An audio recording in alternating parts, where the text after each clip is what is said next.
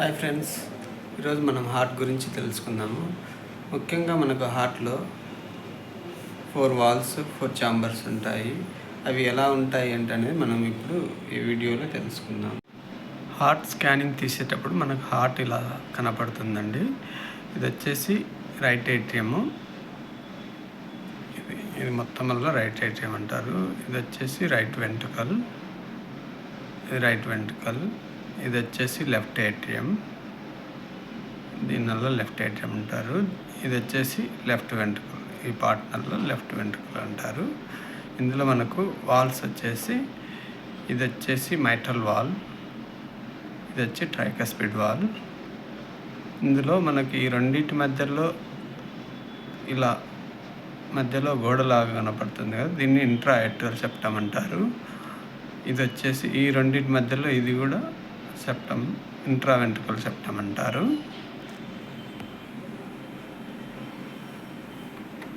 Heart contraction ఉన్నప్పుడు మనకి ఇలా స్కానింగ్లో ఇలా కనపడుతుందండి.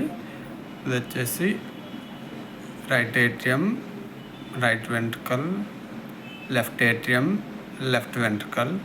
ఇది వచ్చేసి ట్రైకస్పిడ్ వాల్, ఇది వచ్చేసి మైట్రల్ వాల్. ఇప్పుడు మనం అయోటిక్ వాల్, ఇక్కడ 4 ఛాంబర్స్ కనపడుతున్నాయి కానీ ఇక్కడ 2 వాల్సే కనపడుతున్నాయి. మన మిగతా వాల్స్ ఎలా ఉంటాయి అంటే చూద్దాం. ఇక్కడ మనకు కనపడుతున్నది ఇది వచ్చేసి అయోటిక్ వాల్ అండి. ఇక్కడ కనపడుతున్నది మనకు పల్మనరీ వాల్. ఇప్పుడు ఇక్కడ ఇంకో వాల్ కూడా కనపడుతుంది, ఇది వచ్చేసి ట్రైకస్పిడ్. ఇప్పుడు మనం 4 ఛాంబర్ చూసినప్పుడు మనకు 2 వాల్స్ కనపడినాయి. ఇక్కడ 2 వాల్స్ ఇక్కడ మొత్తం 4 వాల్స్ అయిపోతుంది. ఇది వచ్చేసి ట్రైకస్పిడ్ వాల్, ఇది వచ్చేసి అయోటిక్ వాల్, ఇది వచ్చేసి పల్మనరీ వాల్. మనకు హార్ట్లో ముఖ్యంగా 4 వాల్స్ ఉంటాయి, 4 ఛాంబర్స్ ఉంటాయండి. ఇవి మెయిన్ అండి. మనకు ఇక్కడ మీకు ఈజీగా ఐడెంటిఫై చేయడానికి అన్నిటికీ లేబుల్ చేసి పెట్టానండి.